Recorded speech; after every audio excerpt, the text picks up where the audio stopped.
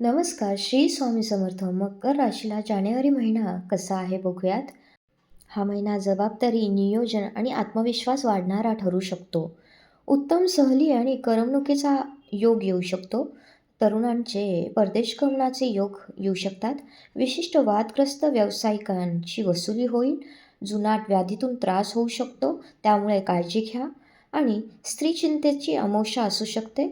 शांतपणे बोलल्यास गैरसमज टळतील.